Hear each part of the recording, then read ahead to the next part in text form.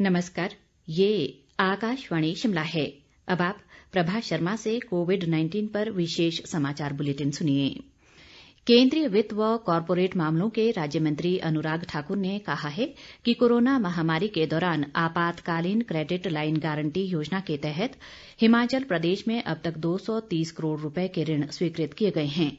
उन्होंने कहा है कि किसी भी राज्य को आपात स्थिति से निपटने के लिए केंद्र सरकार ने एडवांस में 11,000 करोड़ रुपए SDRF फंड के तहत जारी कर दिए हैं।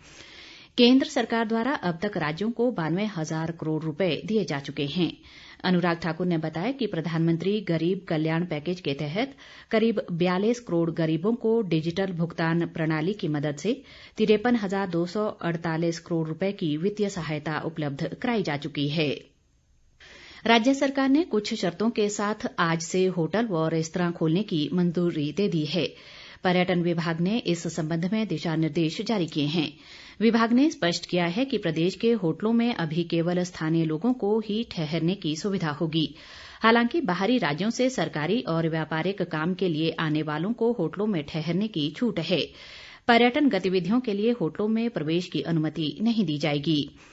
इस बीच राज्य सरकार ने कोरोना महामारी के दृष्टिगत सभी शिक्षण संस्थान 30 जून तक बंद रखने का निर्णय लिया है। शिक्षा मंत्री सुरेश भारद्वाज ने शिमला में बताया कि केंद्र सरकार ने शिक्षण संस्थानों को खोलने संबंधी अभी कोई निर्देश नहीं दिए हैं और इस बारे में फैसला जुलाई माह में लिया जाएगा।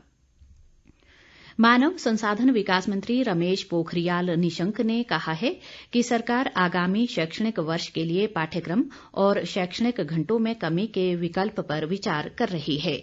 एक ट्वीट में निशंक ने सभी शिक्षकों और शिक्षाविदों से अपील की है कि वे अपने विचार मानव संसाधन विकास मंत्रालय के ट्विटर और फेसबुक पेज पर #सिलेबस फॉर स्टूडेंट्स 2020 के जरिए भेज सकते हैं, जिससे निर्णय लेते समय उनके सुझाव भी शामिल किए जा सकें।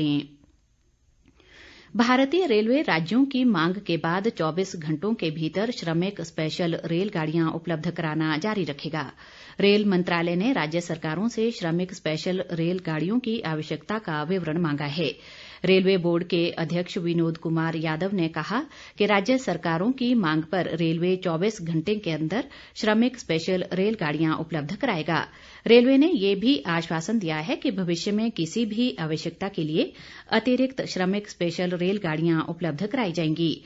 1 मई से लगभग 60 लाख प्रवासी मजदूरों को उनके गंतव्य राज्यों तक पहुंचाने के लिए रेलवे ने 4,347 श्रमिक स्पेशल रेलगाड़ियां संचालित की हैं। देश में कोरोना संक्रमित व्यक्तियों की उपचार के बाद स्वस्थ होने की दर 48.88% हो गई है और अब तक 1,35,206 लोग उपचार के बाद स्वस्थ होकर घर जा चुके हैं। देश में मौजूदा समय में कोरोना संक्रमित लोगों की संख्या 2,76,583 हो गई है। इधर प्रदेश में कोरोना संक्रमित मरीजों की संख्या बढ़कर 448 हो गई है। मौजूदा समय में 187 कोरोना पॉजिटिव विभिन्न अस्पतालों में उपचाराधीन हैं और 245 लोग उपचार के बाद स्वस्थ हुए हैं। पिछले 24 घंटों के दौरान प्रदेश में 27 नए कोरोना मामले सामने आए हैं। इनमें सिरमौर जिले से सर्वाधिक 10, कांगड़ा में 6, ऊना से 5, बिलासपुर से 2 और शिमला, सोलन, मंडी और हमीरपुर जिलों से 1-1 कोरोना पॉजिटिव शामिल हैं। स्वास्थ्य विभाग के अनुसार पिछले कल 21 कोरोना संक्रमित उपचार के बाद स्वस्थ हुए हैं और उन्हें अस्पताल से छुट्टी दे दी गई है। लाहौल स्पीति जिले के केलंग में आयुर्वेद विभाग ने कोरोना योद्धाओं को उपायुक्त के माध्यम से होम्योपैथिक इम्यूनिटी बूस्टर दवा और सैनिक एल्बम 30 वितरित की। पहले चरण में आयुष मंत्रालय ने रोग प्रतिरोधक क्षमता के लिए काढ़ा वितरित किया था। उपायुक्त के सरोज ने बताया कि ये दवा सफाई कर्मचारियों को वितरित की गई और स्वास्थ्य कर्मियों, पुलिस व मीडिया कर्मियों को भी वितरित की जाएगी।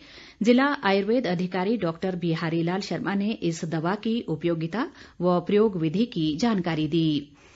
सोलन जिले के नालागढ़ स्थित क्वारंटीन केंद्र में एक व्यक्ति की कोरोना रिपोर्ट पॉजिटिव आई है।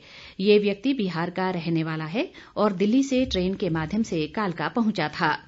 इस मामले के आने के बाद सोलन में कुल कोरोना संक्रमित मरीजों की संख्या बढ़कर 35 हो गई है, जिसमें 14 सक्रिय मामले शामिल हैं। इसके साथ ही ये समाचार बुलेटिन समाप्त हुआ।